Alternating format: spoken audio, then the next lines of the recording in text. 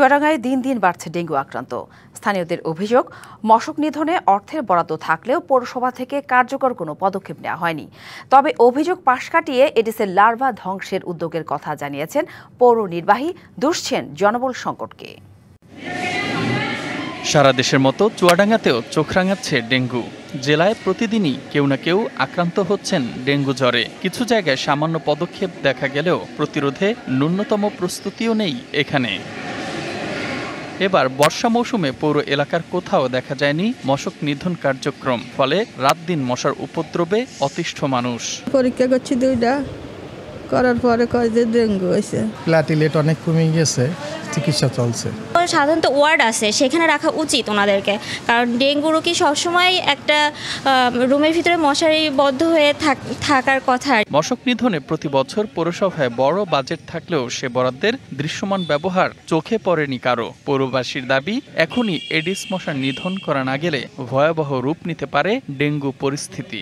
সব মশার বিরুদ্ধে সুরক্ষা দিতে এলো বসুন্ধরা এক্সট্রিম অ্যারোসল, মশার বিরুদ্ধে এক্সট্রিম সুরক্ষা। চুয়াডাঙ্গা পৌরসভায় কোনোভাবেই মশক নিধন কার্যক্রম পরিচালনা করে না, এবং যে তহবিল বা বরাদ্দের কথা বলা হয়ে থাকে সেই বরাদ্দ কোথায় যায় সেটা আমাদের জানার খুবই প্রশ্ন। পৌরসভার উদ্যোগে সে ধরনের কোনো পদক্ষেপ নেওয়া হচ্ছে না, কিন্তু এই পদক্ষেপ যদি দ্রুত না নেওয়া হয় তাহলে ডেঙ্গুর আক্রান্ত আরও ভয়াবহ আকারে ছড়িয়ে পড়বে। আর পৌর কর্তৃপক্ষ বলছে এডিসের লার্ভা ধ্বংসে স্প্রে করার উদ্যোগ নেওয়া হয়েছে, তবে জনবল সংকটে কার্যক্রমে ভাটা পড়েছে। তা আমরা কিছু প্রয়োজনীয় লোককে, আরও 2-4 জন লোককে আমরা এটা ইংগেজ করে কাজটা যাতে আরও একটু গতিসম্পন্ন করা যায়। আমরা ড্রেনের লার্ভা যেখান থেকে মশা উৎপন্ন হচ্ছে সেই লার্ভাগুলা নিধনের জন্য আমরা অচিরে কার্যক্রম শুরু করব।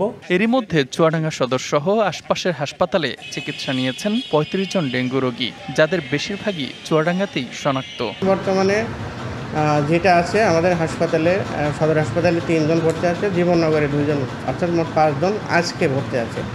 আর জানুয়ারি থেকে এ পর্যন্ত আমাদের চুয়াডাঙ্গাতে সারা 4টা উপজেলা মিলে মোট 35টা ডেঙ্গু রোগী ভর্তি হয়েছে। ডেঙ্গু মোকাবিলায় জনসাধারণকে সচেতন হওয়ার আহ্বান বিশেষজ্ঞদের। DBC news desk.